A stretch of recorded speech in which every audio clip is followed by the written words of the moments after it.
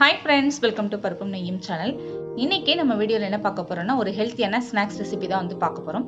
வீட்லயே நம்ம மசாலா சுண்டல் வந்து நம்ம எப்படி பண்ணலாம் அப்படிங்கறத பார்க்கலாம்.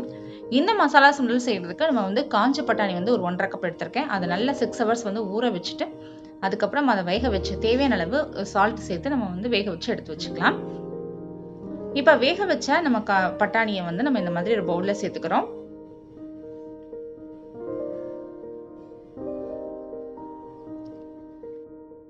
இந்த மசாலா சுண்டல் செய்யறதுக்கு நம்ம இந்த மசாலா சுண்டலோட நம்ம கிரீன் சட்னி ஆட் பண்ணா இன்னும் டேஸ்ட் நல்லா இருக்கும். அதனால தேவையான அளவு கொத்தமல்லியும் புதினாவும் சரிசமமா எடுத்து பச்சை மிளகாயும் சேர்த்து அரைச்சு எடுத்து வச்சுக்கலாம். ஸோ அது போக இதில் கேரட் துருவி வச்சிருக்கேன், கொஞ்சம் தேங்காயும் துருவி வச்சிருக்கேன், அப்புறம் மீடியம் சைஸ் வெங்காயம், தக்காளி, மாங்காய். ஸோ இது எல்லா கலவைகளையும் நம்ம ஒன்றொன்னா இதில் சேர்த்து நம்ம மிக்ஸ் பண்ணிக்க போகிறோம். ஸோ இதே மாதிரி நம்ம எல்லா சுண்டல் ரெசிபிக்கும் நம்ம செஞ்சு சாப்பிடலாம். ரொம்பவே டேஸ்ட்டாக இருக்கும். நம்ம குழந்தைங்க சாப்பிடுவாங்க அப்படிங்கிறதுனால நம்ம கேரட்லாம் வந்து கொஞ்சம் எக்ஸ்ட்ராவாக கூட நம்ம வந்து துருவி சேர்த்துக்கலாம் இதில்.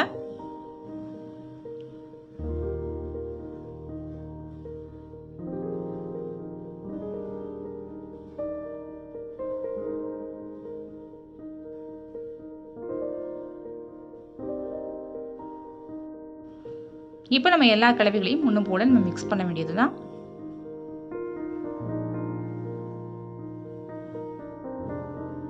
ஆல்ரெடி நம்ம சுண்டல் வந்து வேக வைக்கும் போது நம்ம தேவையான அளவு சால்ட் சேர்த்து தான் நம்ம வந்து வேக வச்சிருப்போம்.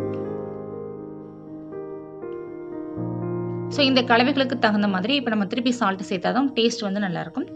ஸோ அதனால நம்ம வந்து உப்பும் காரத்தூளும் தேவையான அளவு ரெண்டையும் நல்லா மிக்ஸ் பண்ணிட்டு அதுக்கப்புறம் நம்ம ஆட் பண்ணிக்கலாம். இந்த மாதிரி உப்பையும் காரத்தூளையும் நல்லா மிக்ஸ் பண்ணி வச்சுக்கணும். அதுக்கப்புறம் இதில் ஆட் பண்ணிக்க போகிறோம்.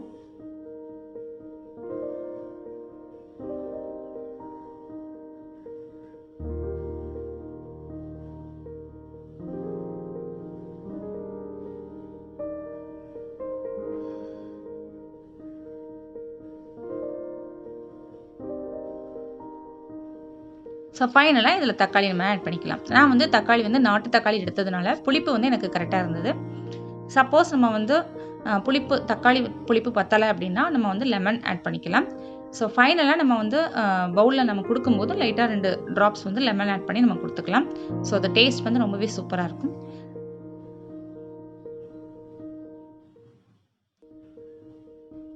இதில் நம்ம கொத்தமல்லி தழை சேர்த்து நம்ம ஆட் பண்ணி கொடுத்துக்கலாம்.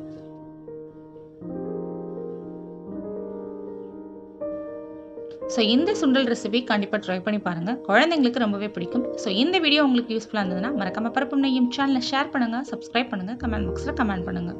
வீடியோ பிடிச்சிருந்தா லைக் பண்ணுங்கள். Bye friends.